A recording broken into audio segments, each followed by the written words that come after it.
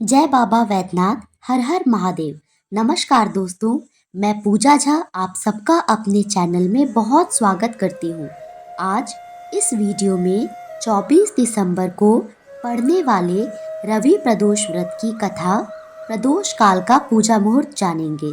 साथ के साथ शिव जी को अभिषेक कितना पसंद है ये हम सबको पता है, तो किस चीज का अभिषेक करने का क्या फायदा है वो भी इस वीडियो में जानेंगे।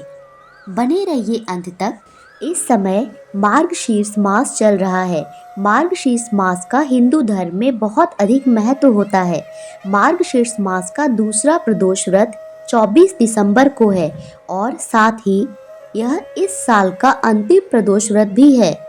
रवि प्रदोष व्रत मुहूर्त मार्गशीर्ष शुक्ल त्रयोदशी 6:24 को 24 दिसंबर से प्रारंभ होगी और 25 दिसंबर को 5:54 तक समाप्त होगी और प्रदोष काल 24 दिसंबर को 5:30 संध्या से शुरू होकर 8:14 पर समाप्त होगा। तो चलिए रवि प्रदोष व्रत कथा सुनते हैं। ओम नमः शिवाय। एक समय सर्व प्राणियों के हितार्थ परम पावन भागीरथी के तट पर ऋषि समाज द्वारा विशाल गोष्ठी का आयोजन किया गया। इस सभा में व्यास जी के परम शिष्य पुराण वेत्ता सूत जी महाराज हरि कीर्तन करते हुए पधारे।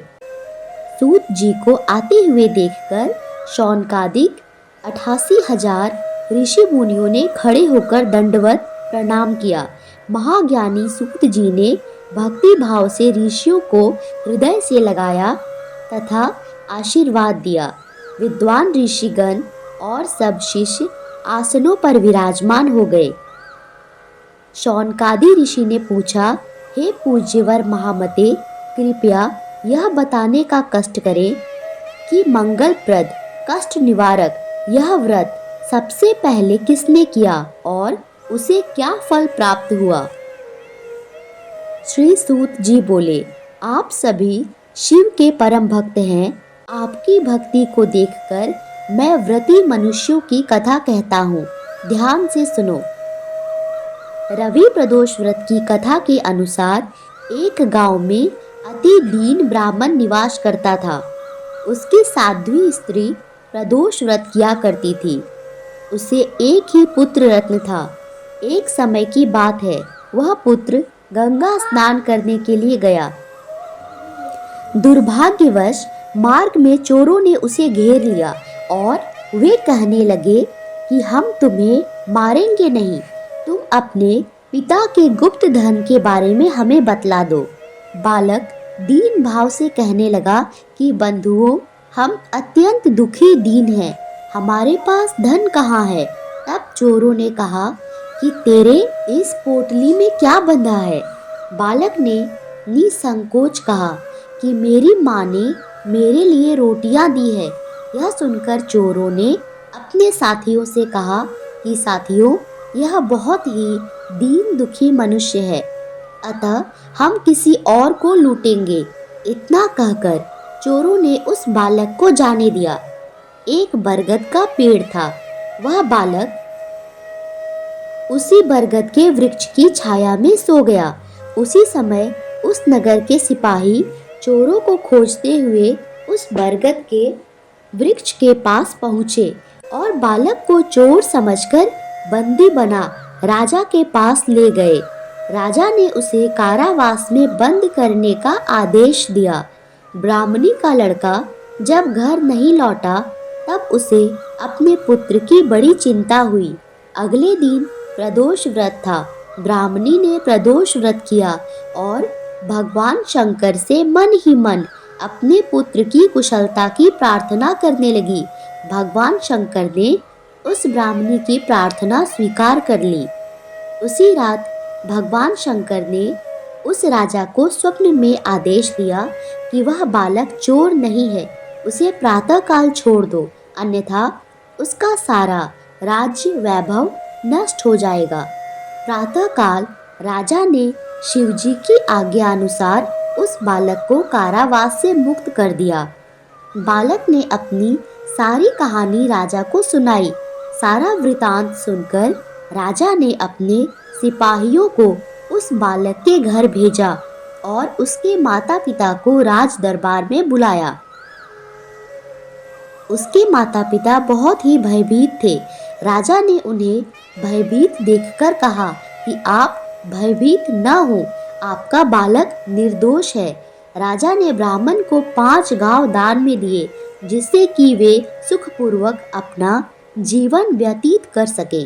भगवान शिव की कृपा से ब्राह्मण परिवार आनंद से रहने लगा। अतः जो मनुष्य रवि प्रदोष व्रत को करता है वह सुखपूर्वक और निरोगी होकर अपना पूर्ण जीवन व्यतीत करता है तथा उसके जीवन में खुशहाली आती है। दोस्तों, अगर आप प्रदोष व्रत करते हैं तो आपको संकल्प के साथ अपनी पूजा शुरू करनी होगी। संकल्प करने के लिए एक हाथ में, अपने दाहिने हाथ में थोड़ा सा जल और फूल लेकर अपना नाम, गोत्र और स्थान बोलकर भगवान शिव को यह बताना होता है कि आज आपने इस व्रत को किया है। प्रदोष काल के समय विधि विधान से शिव जी की मां पार्वती की पूजा की जाती है। यह पूजा आप अपने घर में भी कर सकते हैं और यदि आपके घर के आसपास कोई शिव जी का मंदिर है तो उसमें भी जाके आप ये पूजा कर सकते हैं। साथ के साथ अगर आपने व्रत नहीं रखा है तो भी आप इस दिन सिर्फ भगवान शिव मां पार्वती का अच्छे तरीके से पूजा भी कर सकते हैं। अब हम लोग जानेंगे कि शिव जी का अभिषेक किस चीज से करना चाहिए जिससे धन दौलत सुख समृद्धि तो आए ही, साथ में हमारे साथ साथ हमारे बच्चों को भी उज्जवल भविष्य का आशीर्वाद मिले। सबसे पहले जल का अभिषेक। जल से अभिषेक करने से हर तरह के दुखों से छुटकारा मिलता है और इस पूजा अर्चना के दौरान भगवान शिव के बाल स्वरूप का ध्यान करना चाहिए। दूध से अभिषेक। भगवान शिव का आशीर्वाद पाने के लिए दूध से अभिषेक करना चाहिए और प्रार्थना के दौरान भगवान शिव के प्रकाशमय स्वरूप का मानसिक ध्यान करना चाहिए। फलों के रस से अभिषेक। अखंड धन लाभ और हर तरह के कर्ज से मुक्ति के लिए भगवान शिव का फलों के रस से अभिषेक किया जाना चाहिए और स्तुति करते समय भगवान शिव के नीलकंठ स्वरूप का मानसिक ध्यान करना उचित मानते हैं। काले तिल से अभिषेक करने से तंत्र बाधा नाश होती है और बुरी नज़र से बचाव होता है। इसमें भगवान शिव के नील वर्ण स्वरूप का मानसिक ध्यान किया जाता है। घी और शहद से रुद्राभिषेक। रोगों के नाश और लंबी आयु के लिए घी और शहद से अभिषेक करते हुए भगवान शिव के त्रयंबक स्वरूप का मानसिक ध्यान करना चाहिए। इत्र का अभिषेक। अगर आप अपने शादीशुदा जीवन से खुश नहीं हैं तो भगवान शिव पर इत्र से अभिषेक करें। ऐसा करने से आपके अपने पति या पत्नी के साथ मधुर संबंध बनेंगे। आप सभी पर भगवान शिव और माता पार्वती की असीम कृपा दृष्टि बनी रहे। आई होप आप लोगों को ये वीडियो अच्छी लगी हो। तो friends, like, subscribe and share करना ना भूलें। Thank you so much for watching. Stay tune for more videos. Thank you.